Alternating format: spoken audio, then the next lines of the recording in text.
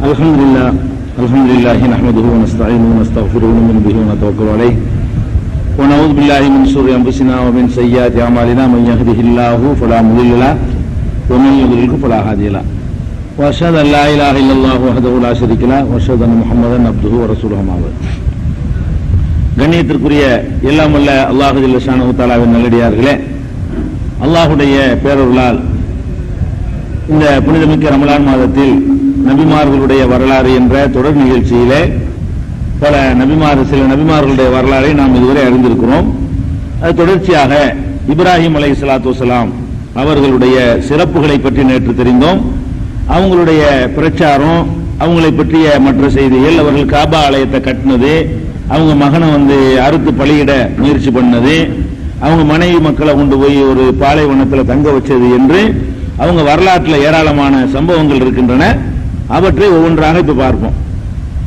First Ibrahim அலைஹிஸ்ஸலாத்து வஸ்ஸலாம் அவர்கள் ஒரு கொடுங்கோன்மையான மன்னன் ஆட்சியின் கீழே தான் அவங்க பிரச்சாரம் பண்ணினாங்க என்பதை நேற்றைய தினம் பார்த்தோம்.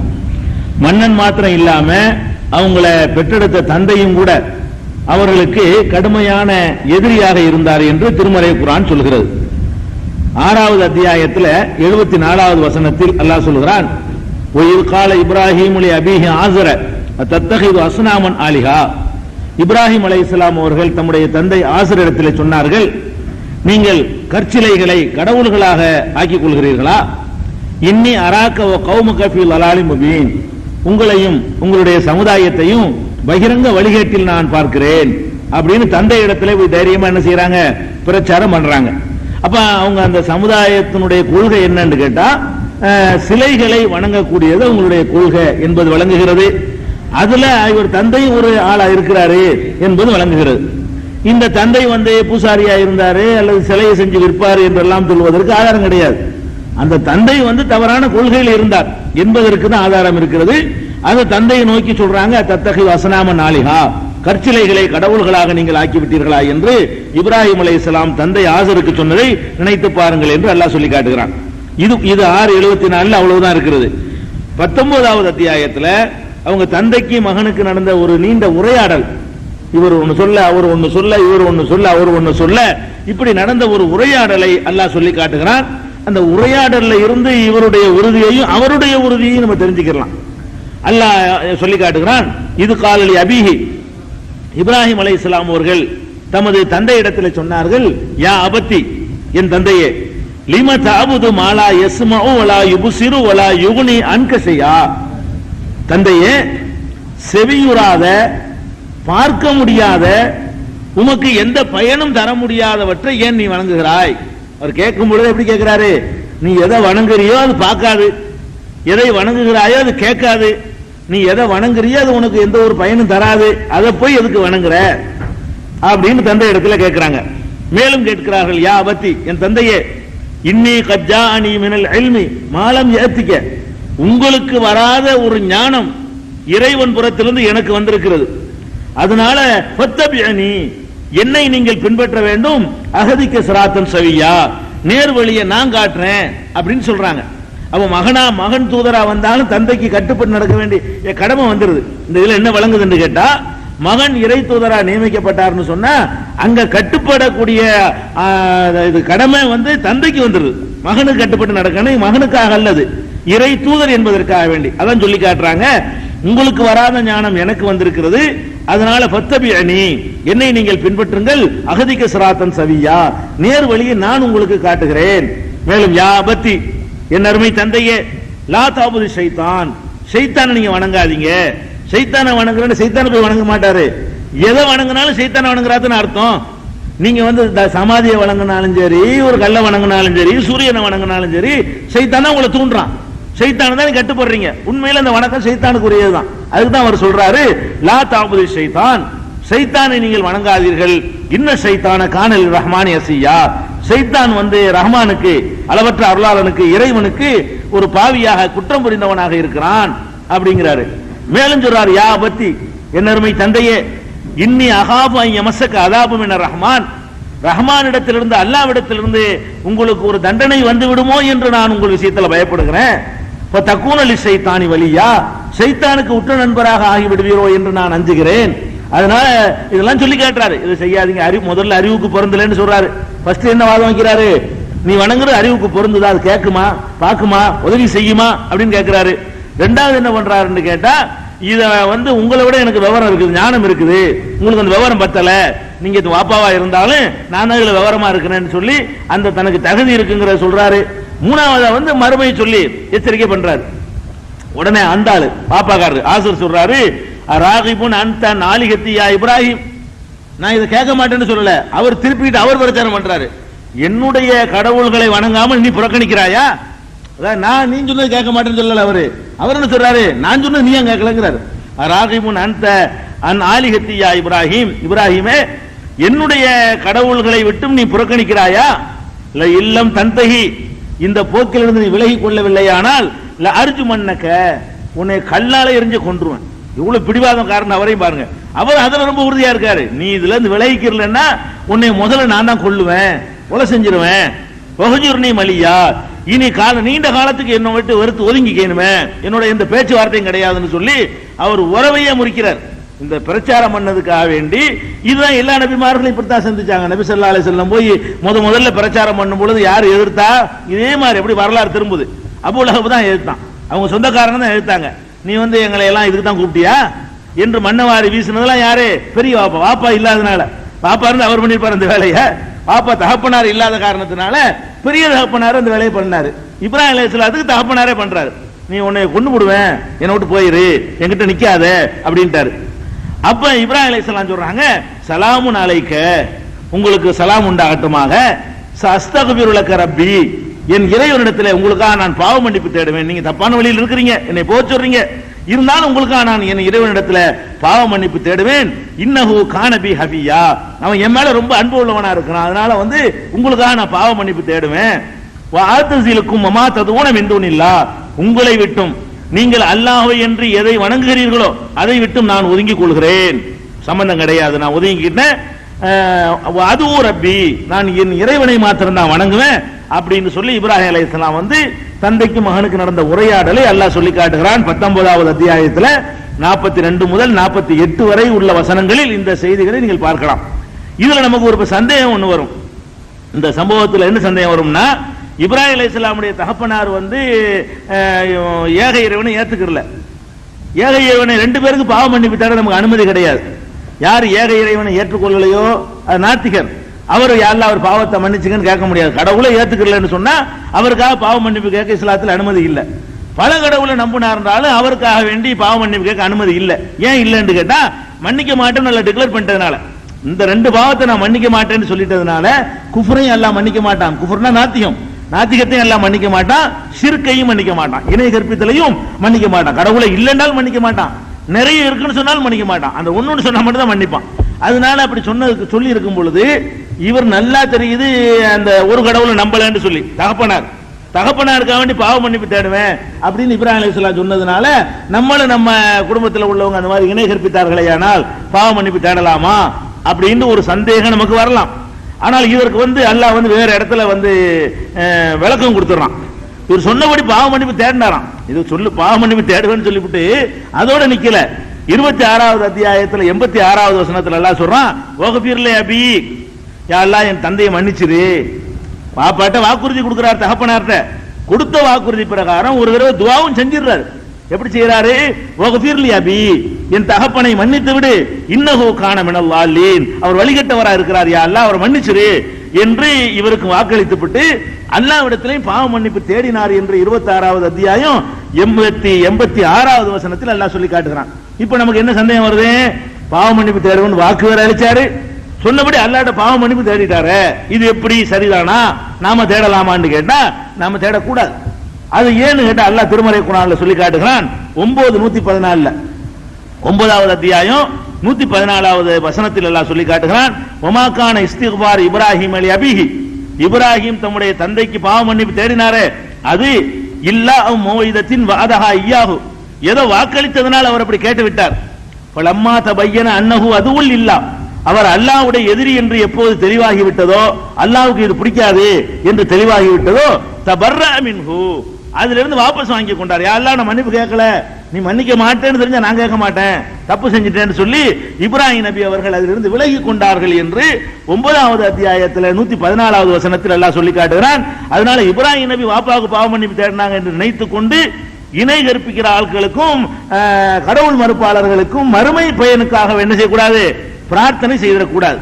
ஏன்னு கேட்டா அல்லாஹ் பல இடங்களில் நமக்கு கண்டிக்கவும் செய்யறான். மா காணலின் நபி, நபியாக இருந்தாலும் அவருக்கு கூடாது, வல்லதீன ஆமனு நம்பிக்கை கொண்ட மக்களுக்கும் கூடாது, யஸ்தக்ஃபிரூலில் முஷ்ரிக்கீன உலவு கான உலி குர்பா, இணை கற்பிக்கக்கூடியவர்களுக்கு பாவ மன்னிப்பு தேடுவது கூடவே கூடாது, அவர்கள் எவ்வளவு நெருங்கிய உறவினராக இருந்தாலும் சரியே அப்படின்னு அல்லாஹ் நமக்கு திருமறை குர்ஆன் மூலமா கண்டிக்கிறான். அப்ப இணை கற்பிக்கிறவர்களுக்கு பாவ மன்னிப்பு தேடுவது நபிக்கும் கூடாது மக்களுக்கும் கூடாதுன்னு சொல்லிட்டான். அப்ப இப்ராஹிம் நபி கேட்டாங்கன்னு ஆதாரம் காட்டினார்களே, ஆனால் இப்ராஹிம் நபி வாபஸ் வாங்கிட்டாரு, தெரியாம கேட்டுவிட்டாரு அப்படின்னு அல்லாஹ் அதுக்கு பதில் சொல்லிடுறான். அதனாலதான் ரசூல் ஸல்லல்லாஹு அலைஹி வஸல்லம் அவர்கள் தம்முடைய தாயாருக்காக வேண்டி பாவ மன்னிப்பு தேட அல்லாஹ்ட்ட அனுமதி கேட்கிறாங்க. இஸ்தாதன்து ரப்பி, என் இறைவனிடத்திலே நான் அனுமதி கேட்டேன். எதுக்கு அனுமதி கேட்டேன்? எங்க அம்மாவுக்கு நான் பாவ மன்னிப்பு தேடணும்ல, நீ கொஞ்சம் பர்மிஷன் கொடுன்னு கேட்டேன், மறுத்து விட்டான்.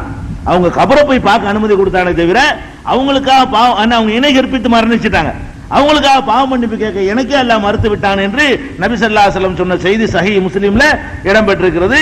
இதை நம்ம விளங்கிக்கணும். இது போக இன்னொன்னுல அல்லாஹ் தெளிவா சொல்லி போடுறான், இப்ராஹிம் நபியை நீங்க முன்மாதிரின்னு எடுத்துக்கொள்வதா இருந்தா எல்லாத்திலும் முன்மாதிரி இருக்கிறது. ரசூல் ஸல்லல்லாஹு அலைஹி வஸல்லம் அவர்கள்ட்ட எப்படி உங்களுக்கு முன்மாதிரி இருக்குன்னு அல்லாஹ் சொல்றானோ, அதே மாதிரி இப்ராஹிம் நபிட்ட முன்மாதிரி இருக்கிறது. இந்த ஒண்ணுல தவிரன்னு அல்லாஹ் சொல்றான், அப்படி தெளிவாக சொல்றான். பாப்பாவுக்கு பாவ மன்னிப்பு கேட்டார அந்த ஒன்ன தவிர மத்த எல்லாத்திலையும் உங்களுக்கு முன்மாதிரி இருக்குன்னு ஒரு இடத்துல சொல்லி காட்டுறான். எங்க சொல்றான்னு கேட்டா 60வது அத்தியாயம் 4வது வசனத்தில் அல்லாஹ் சொல்கிறான், லக்கத் கான லக்கும் உஸ்வத்துன் ஹஸனா ஃபீ இப்ராஹிம், இப்ராஹிம் இடத்திலே உங்களுக்கு அழகான முன்மாதிரி இருக்கிறது. வல்லதீன மாஹு, அவரோடு இருந்தார்களே அவங்கள்ட்டையும் உங்களுக்கு அழகான முன்மாதிரி இருக்கிறது. இது காலூலி கௌமியும் இன்னா புராவு மின்கும் மிம்மா தாபுதுன மின் துனில்லாஹ், நாங்கள் உங்களை விட்டு விலகி கொண்டோம், நீங்கள் வணங்குகின்ற இறைவன் அல்லாது வணங்குகிறீர்களே அதை விட்டு விலகி கொண்டோம் என்று உறுதியாக சொன்னார்களே, அந்த நேரத்திலே அவர்களுடைய போக்கிலே உங்களுக்கு முன்மாறி இருக்கிறது அப்படின்னு சொல்லிட்டு, இல்லா கௌல இப்ராஹிம் அலி அபீஹி லஅஸ்தக்ஃபிரன்ன லக, உங்களுக்கு பாவ மன்னிப்பு தேடுவேன் என்று தந்தையிடத்தில் சொன்னாரே அதை தவிர அதுல உங்களுக்கு முன்மாதிரி இல்லைன்றாங்க. இப்ராஹிம் நபிட்ட எல்லாத்திலையும் முன்மாதிரி இருக்குது. அவர் என்ன செஞ்சார்னு வருது அதெல்லாம் நீங்க செய்யலாம். இப்ராஹிம் நபியை பொறுத்த வரைக்கும் சுலைமான் நபி செஞ்செல்லாம் நீங்க செஞ்சிட இயலாது, அவங்க வேற வேற சரியத் இருந்துச்சு, வேற வேற சட்டங்கள் இருந்துச்சு. இப்ராஹிம் நபியை பொறுத்த வரைக்கும் உங்களுக்கு அவர் சொன்ன அவ்வளவுலையும் முன்மாதிரி இருக்கிறது ஒண்ணு தவிர, அவர் தந்தைக்கு பாவ மன்னிப்பு கேட்ட மாதிரி நீங்க கேட்டக்கூடாது, அது ஒரு மிஸ்டேக் பண்ணிட்டாரு, நான் ஏத்துக்கிறேன்னு சொல்லி அல்லாஹ் சொல்றான் 60வது அத்தியாயத்துல 4வது வசனத்துல. இதுல இன்னொன்னு கவனிக்கணும், இந்த உரையாடல்ல இன்னொரு புது சட்டம் நம்ம தெரிஞ்சுக்கணும். அதாவது முஸ்லிம் அல்லாத தகப்பனாருக்காக வேண்டி 2 விஷயம் அவர் சொன்னாரு. ஒண்ணு என்ன சொன்னாருன்னு கேட்டா, அல்லாஹ்விடத்துல பாவ மன்னிப்பு தேட வேண்டாரு, அது தப்புன்னு ஆயிடுச்சு. இன்னொன்னு சொன்னார், சலாம் அலைக்கேண்டார், சலாம் சொன்னார், உங்கள் மீது சாந்தி உண்டாகட்டும் அப்படின்னு சொன்னார். சலாம் சொல்லுவது அல்லாஹ் தடுக்கல, அதை கண்டிக்கல, அதுல முன்மாதிரி இல்லைன்னு அல்லாஹ் சொல்லல, அதையும் தவிர அல்லாஹ் சொல்லல. பாவ மன்னிப்பு தேட வேண்டார, அதை தவிர மற்ற எல்லாத்திலையும் இப்ராஹிம் நபி இடத்துல உங்களுக்கு முன்மாதிரி இருக்கிறது. அப்ப முஸ்லிம் அல்லாம அவர் இருக்கிறாரு, அவருக்கு இப்ராஹிம் நபி சலாம் சொல்றாங்க, அதுல முன்மாதிரி இருக்குன்னு அல்லாஹ் சொல்றான், அது தப்பு கிடையாது, அது சொல்லலாம். சலாம் என்பது இந்த உலகத்தை நல்லா வாழ்வதற்குரியது. சலாம் அலைக்கும்னா உங்கள் மீது சாந்தி உண்டாகட்டும், கவலை இல்லாம இருப்பா, நல்ல சந்தோஷமா இரு, நோய் இல்லாம இரு, நொடி இல்லாம இரு, வசதியா இரு, இப்படின்னு அர்த்தம், புள்ள குட்டிகளோட இரு. இந்த மாதிரியான கோரிக்கைகளை யாருக்கு வேண்டாலும் கேட்கலாம். இது முஸ்லீமுக்கு தான் சொல்லணும்லாம் கிடையாது. நம்ம சில பேர் வழங்கி வச்சிருக்கிறோம் அஸ்ஸலாமு அலைக்கும் முஸ்லீமுக்கு தான் சொல்லணும். முஸ்லீம் அல்லா சில பேர் ஆர்வமா அஸ்ஸலாமு அலைக்குமாங்க, வழங்கி வச்சிருக்க, அப்படி பதில் சொல்லக்கூடாது, பதில் சொல்லக்கூடாது வழங்கி வச்சுக்கிட்டு என்ன செய்யறது, கடைசியில் என்ன ஆகும் தெரியுமா, இப்ராஹிம் நபி சொல்லி இருக்கிறாங்கன்னு குர்ஆன் சொல்லுது, அதை அல்லாஹ் அக்செப்ட் பண்றான். இந்த ஒண்ணுதான் அவர் செஞ்ச தப்பே தவிர பாக்கி எல்லாத்துலயும் அவரை ஃபாலோ பண்ணுங்கன்னு அல்லாஹ் சொல்றான்.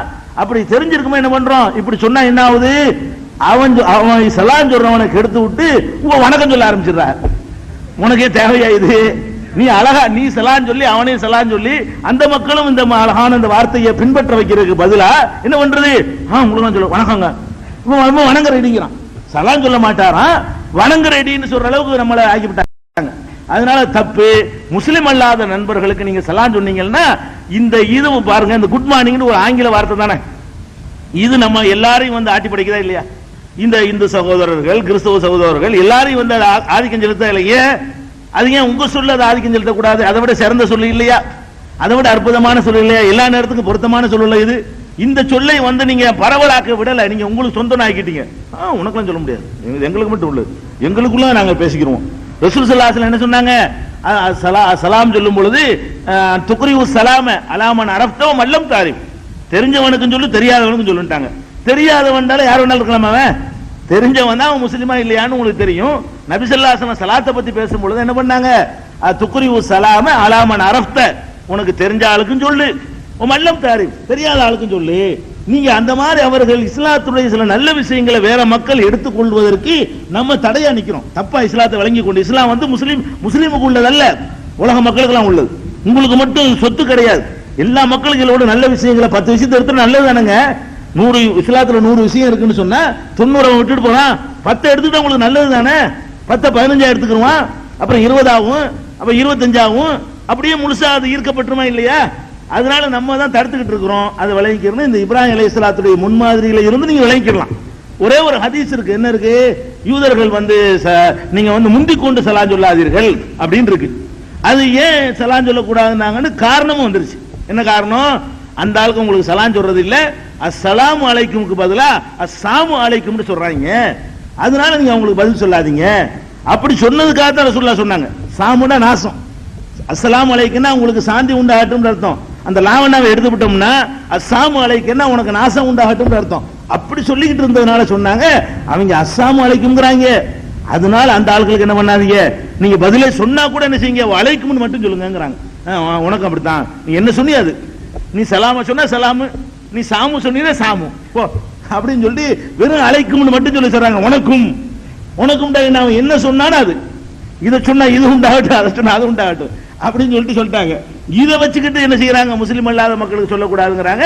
அதோட குர்ஆன் ரொம்ப தெளிவா நமக்கு வழிகாட்டுது. இப்ராஹிம் நபி இடத்துல முன்மாதிரி இருக்கிறது, உஸ்வத்துன் ஹசனா இருக்கிறது. அதனால முஸ்லீம் அல்லாத மக்களுக்கும் நம்ம சலாம் சொல்லணும், சொல்வதற்கு மார்க்கத்துல அனுமதி இருக்கிறது என்பதை நம்ம விளங்கிக்கிறோம். இது தகப்பனுக்கும் மகனுக்கும் உள்ள விஷயம். அடுத்து என்னன்னு கேட்டா, சமுதாயத்துக்கு செய்த பிரச்சாரம். அடுத்து ஏன்னா பிரச்சாரத்துக்கு பிறகுதானே காபா கட்டுறதுலாம் நடக்குது.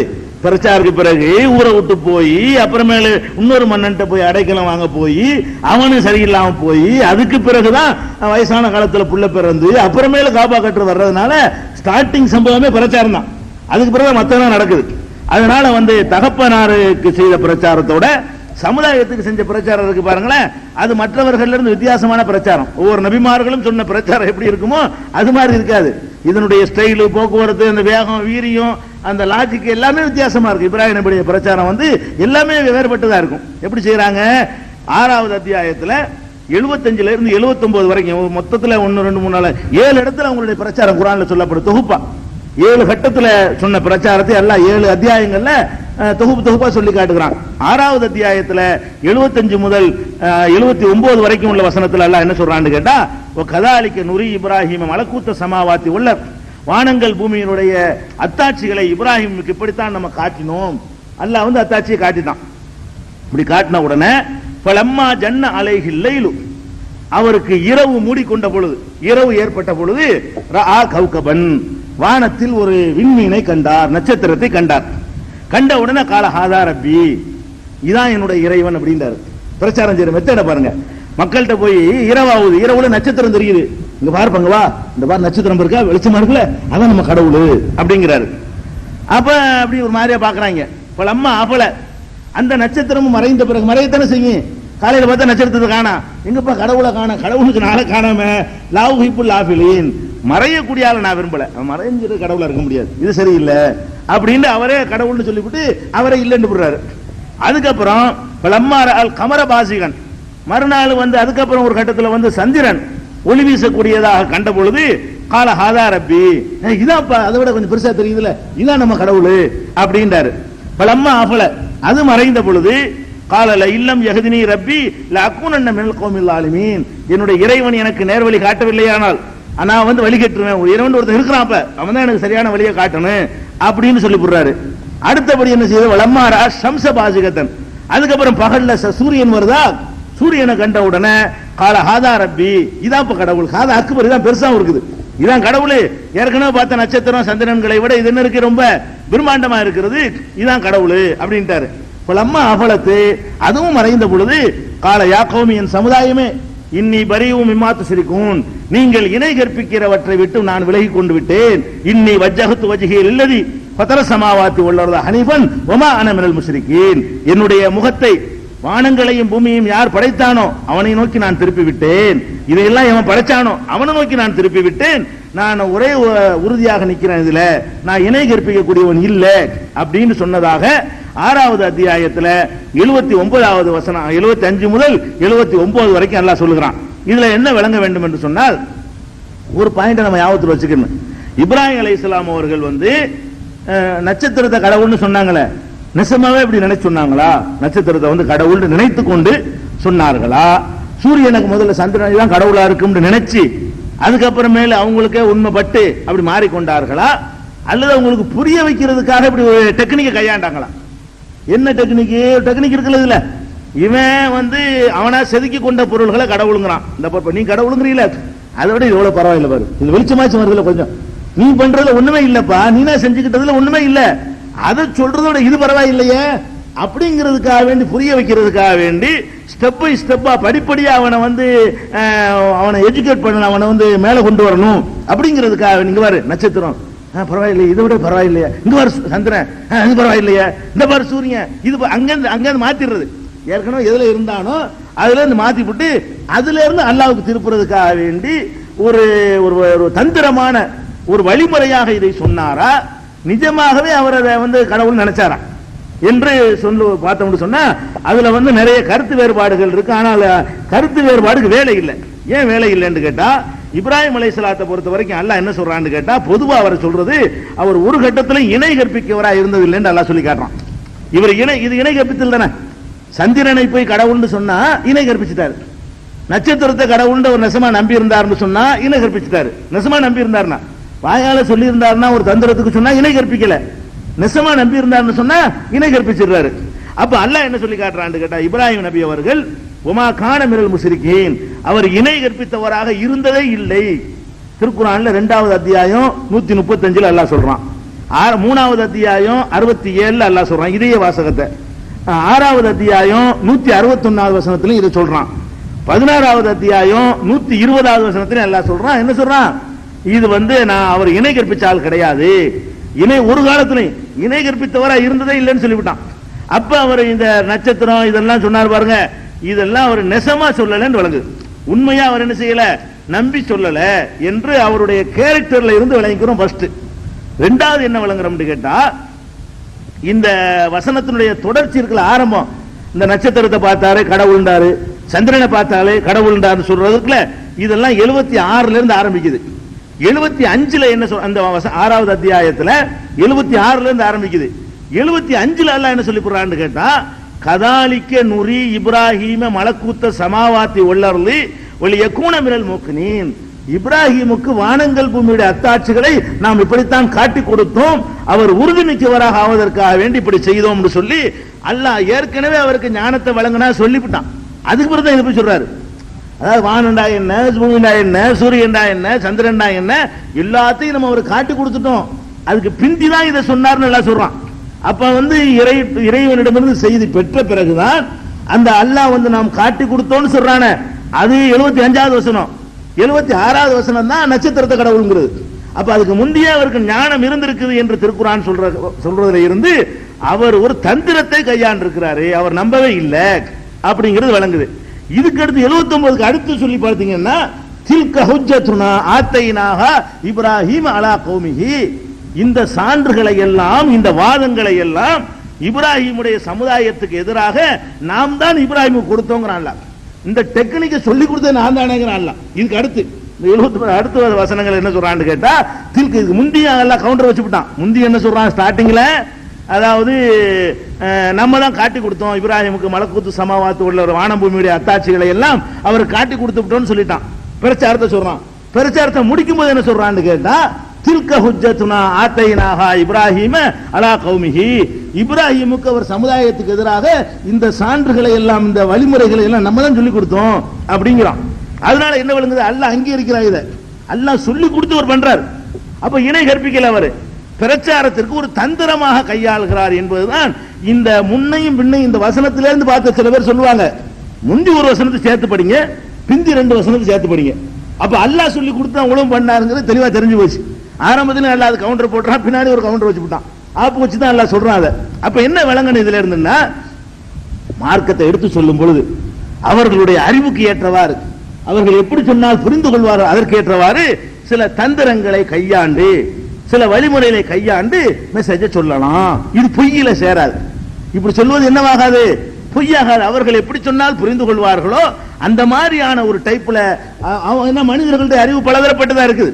அவங்களுக்கு டக்குன்னு போய் இந்த காலமெல்லாம் உன்னை கடவுள்னு சொல்லி இல்லைன்னு சொன்னா அவனுக்கு புரியாது. என்னடா இப்படி டோட்டலா எடுத்துட்டு போயிடுவான். அப்ப அந்த மக்கள்கிட்ட போய் என்ன செய்யணும், இப்ப தர்கா வழிபடுறாங்கன்னு வைங்களேன், நம்மளே போய் தர்கா வழிபாடை பத்தி அறவே கூடாதுன்னு சொல்றதை விட மகான்கள்லாம் அவங்க சிறந்தவங்க, அவங்களுக்கு நல்ல அந்தஸ்தெல்லாம் இருக்கிறது போகுதுன்னு சொல்லி அவங்க ரூட்ல சிலதை சொல்லிவிட்டு அப்புறமேல இருக்க வேண்டிய இருக்கிறீங்களா சரியா போய் என்ன செய்யும், மனசுல பதியும்.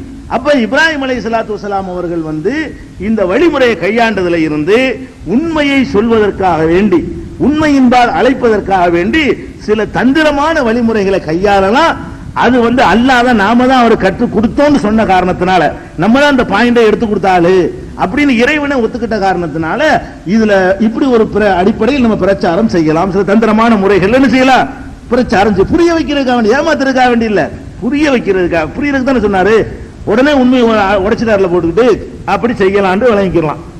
அதுக்கு அடுத்தது அதே 6வது அத்தியாயத்துல மேலும் தொடர்ந்து வருகிறது. எப்படி வருதுன்னு கேட்டா, இப்ப நான் சொன்னேன்ல இது நாம் தான் அவருக்கு சொல்லி கொடுத்தோம்னு, அது எங்க வருதுன்னா 83ல வருது, 6:79 வருது பாருங்க. மேல அந்த பிரச்சாரம் தொடருது. வஹாஜஹு கௌமுஹு, அவருடைய சமுதாயத்தவர்கள் அவர்கிட்ட தர்க்க சண்டைக்கு வந்துட்டாங்க. சொல்லும்போது சும்மா இருந்தாங்க. நட்சத்திரத்தை கடவுள்னு சொன்னோன்னே சரி சரி பரவாயில்ல, சந்திரன கடவுள் பரவாயில்ல, சூரியன கடவுள் பரவாயில்லன்ட்டாங்க. இவர் வஜ்ஜகத்து வச்சுக்கிட்டார் பாருங்க, வானங்களையும் பூமியையும் படைத்தவனை நோக்கி திரும்பி விட்டாண்டு உடனே சண்டைக்கு வந்துட்டாங்க. என்ன பண்ணிட்டாங்க, இறைவன் விஷயமாக வஹாஜஹு கௌமுஹு, அவருடைய சமுதாயத்தவர்கள் தர்க்கம் செய்ய வந்து விட்டார்கள். அவர் கேட்கிறாரு, அத்து ஹாஜூனி பில்லாஹி, அல்லாஹ் விஷயத்தில் என்கிட்ட தர்க்கம் பண்ண வர்றீங்களா? அல்லாஹ் பத்தி கடவுளை பத்தி பேசுறது என்கிட்ட ஒண்ணு பேச முடியுமா உனக்கு? அவ்வளவு விவரத்தில் உட்கார்ந்துட்டு இருக்கிறேன். அத்து ஹாஜூனி பில்லாஹி, கடவுளை பற்றி என்னிடத்தில் நீங்க தர்க்கம் செய்ய வந்திருக்கிறீர்களா? கது ஹதானி, அவன் எனக்கு நேர்வழி காட்டி இருக்கிற நிலையில நீங்கள் அவன் எனக்கு எப்படி பேசணும்னு பாயிண்ட் தந்திருக்கிறான். பேசுவோம், வா கடவுளை பத்தி பேசுவோம், உன் கூட கொண்டுட்டு வா, எங்களோடையும் பேசுவோம், வர்றியா அப்படின்னு அவர் ஃபேஸ் பண்ணியிருக்காரு. அல்லாஹ் பத்தி என்கிட்ட சண்டைக்கு வர்றீங்களா, தர்க்கம் பண்றீங்களா அப்படின்னு சொல்லிட்டு, வலா அகாபு மா துஸ்ரிகூன பிஹி இல்லா யஷா ரப்பி ஷையா, நீங்கள் எதை இணை கற்பிக்கிறீர்களோ அதுக்கு நான் பயப்படுற ஆள் கிடையாது.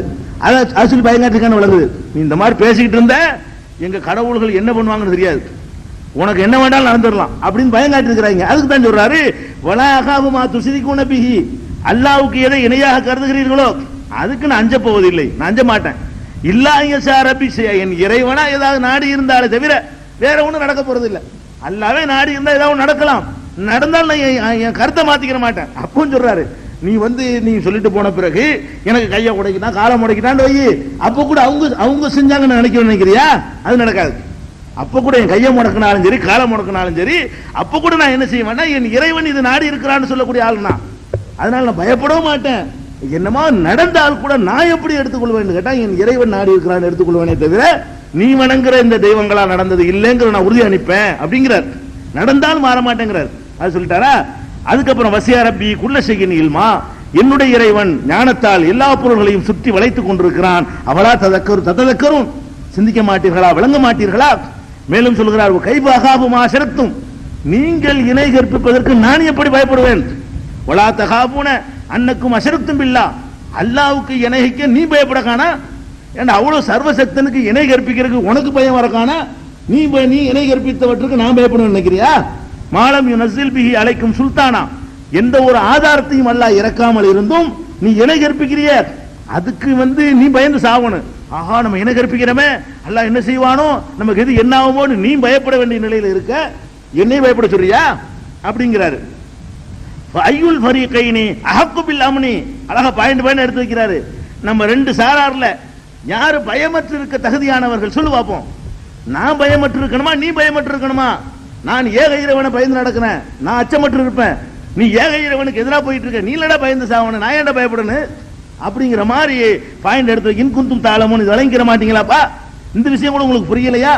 அப்படின்னு சொல்லி கேட்கிறாரு. இது இதை சொல்லி கொடுத்தா அல்லாஹ் சொல்றான், தில்க ஹுஜ்ஜத்துனா ஆத்தைனாஹா இப்ராஹீம அலா கௌமிஹி.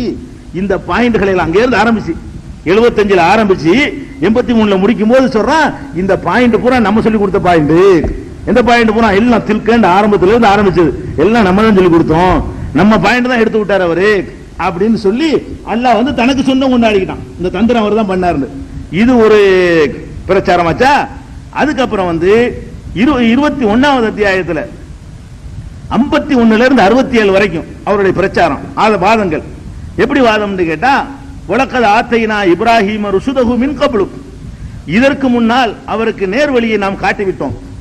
வ குன்னா பிஹி ஆலிமீன், அவரை பற்றி நமக்கு நன்றாக தெரியும் அப்படின்னு அல்லாஹ் சொல்லிவிட்டு அவருடைய பிரச்சாரத்தை சொல்லி காட்டுறான். என்ன சொல்றான்னு கேட்டா, இது காலலி அபிஹி வ கௌமிஹி, அவர் தன்னுடைய தகப்பனாரிடத்திலும் சமுதாயத்திலும் போய் சொன்னார். என்ன சொன்னாரு?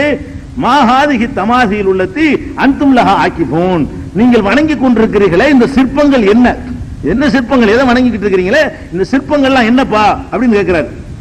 என்னடா என்ன அர்த்தம்? எந்த அடிப்படையில் வணங்குறீங்க, என்ன சான்று வச்சுக்கிறீங்கன்னு அர்த்தம் அதுக்கு.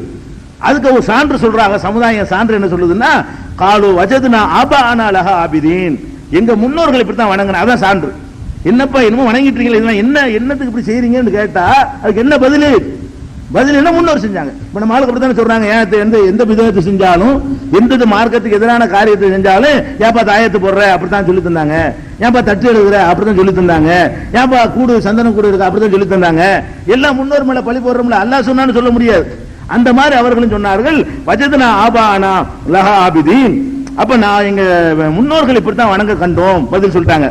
இவர் விட மாட்டேங்கிறாரு. கால லக்கத் குன்தும் அன்தும் ஆபாவுக்கும் ஃபீ லலாலிம் முபீன், நீங்களும் சரி உங்க அப்பம் பாட்டனும் சரி எல்லா பேரும் வழிகேட்டில் இருக்கிறீங்களப்பா, எல்லாம் பகிரங்க வழிகேட்டில் இருக்கிறீங்க. நீங்க அவர் அடிக்கிற போல்ட்டா சொல்றாரு, குன்தும் அன்தும் ஆபாவுக்கும், நீங்களும் சரி உங்க முன்னோர்களும் சரி ஃபீ லலாலிம் முபீன், தெளிவான வழிகேட்டில் தான் இருக்கிறீர்கள், இது நேர்வழி கிடையாது அப்படின்னு சொல்லிவிட்டாரு.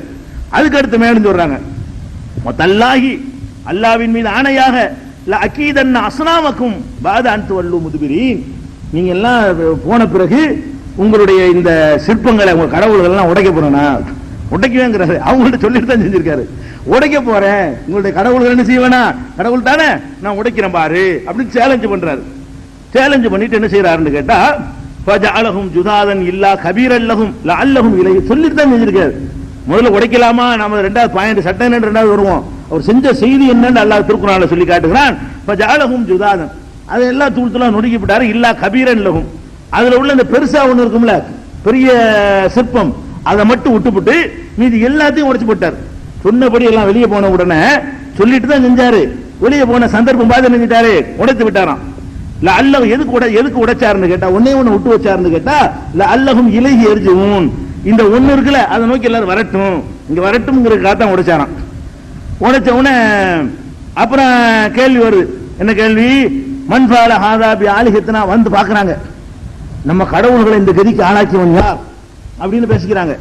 அப்ப அவங்க சொல்றாங்க, சமீனா ஃபதன் எதுக்குருகும், இந்த நம்ம கடவுள்களை விமர்சித்துக் கொண்டு ஒரு இளைஞன் ஒருத்தன் இருக்கிறான், நாங்கள் கேள்விப்பட்டிருக்கிறோம். யுகாலுஹு இப்ராஹிம், இப்ராஹிம் அந்த ஆளுக்கு பேரு, அந்த இளைஞன் தான் இதை உடைச்சிருக்க வேண்டும் அப்படின்னு சொல்லி கேட்றாங்க. இதுல விளங்குது இளைஞரா இருக்கும்போது நபி ஆயிட்டார். 40 நபிம்பாங்களே, அதெல்லாம் கிடையாது. இளைஞரா இருக்கும் போதே ஒரு அந்த ஆரம்பிச்சுட்டாரு பாருங்க. அப்ப இளைஞ சமீனா ஃபதன், ஒரு வாலிபரை பற்றி நாங்கள் கேள்விப்படுகிறோம் அப்படிங்கும் பொழுது 40 வயசுல தான் நபிக்கு ஒரு சிஸ்டமா எழுதி வச்சுக்கிட்டாங்களா இவங்களா? ரசூலுல்லாஹ்வுக்கு 40 வயசுல வந்து தவிர அதுக்கான எல்லா நபிக்கு 40 ஒரு யூனிஃபார்மா பண்றாங்களா? தப்பு, அது கிடையாதுன்னு விளங்குது. இவர் இளமையாவே நபி ஆயிட்டார். அப்ப கேட்ட உடனே கூட்டு வந்துட்டாங்க, ஆளை கொண்டு வர, அது வரல, ஆளை கூட்டிட்டு வந்த உடனே காலு அன்த ஃபால்த ஹாதா பி ஆலிஹத்தினா யா இப்ராஹிம், இப்ராஹிமே எங்க கடவுள்களை இந்த மாதிரி ஆக்கணும் நீதானா அப்படின்னு கேட்கிறாங்க.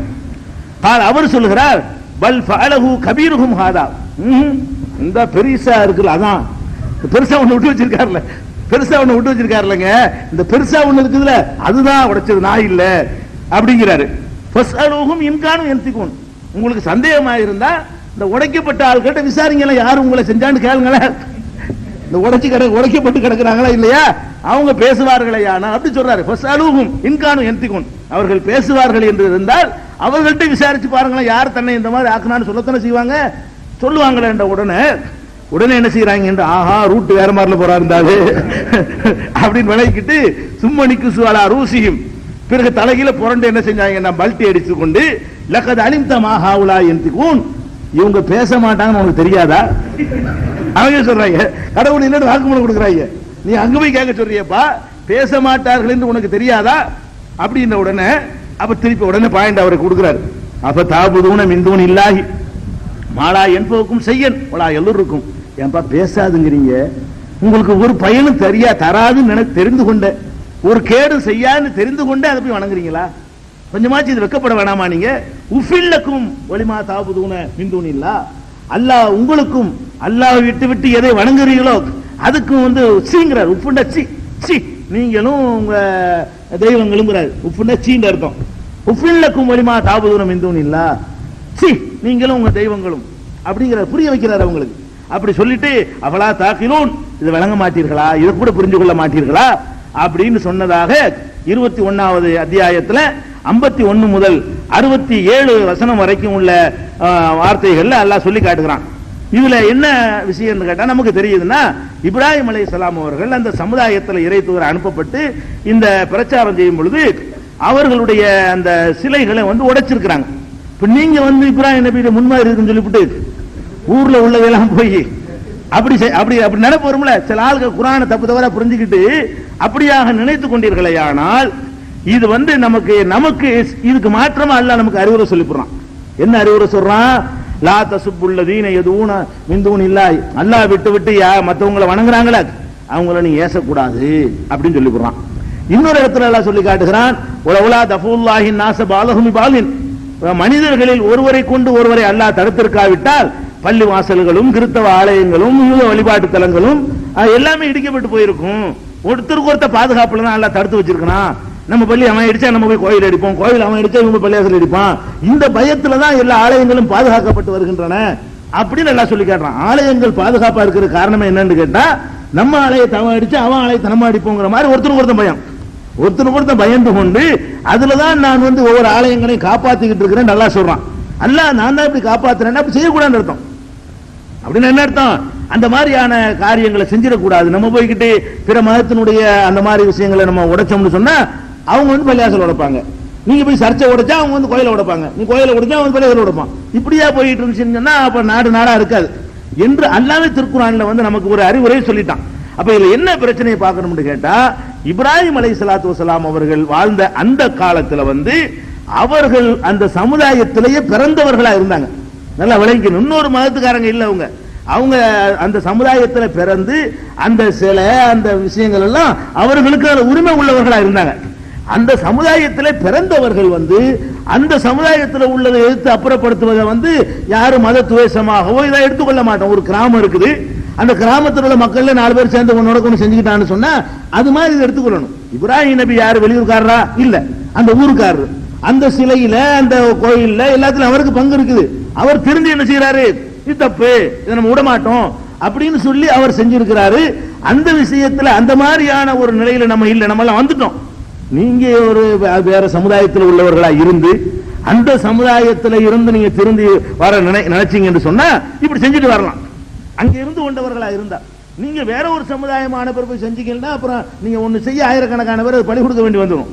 அந்த மாதிரி எல்லாம் பண்ணிடக்கூடாது. அது நமக்கு அல்லாஹ் தடுத்து விட்டான்.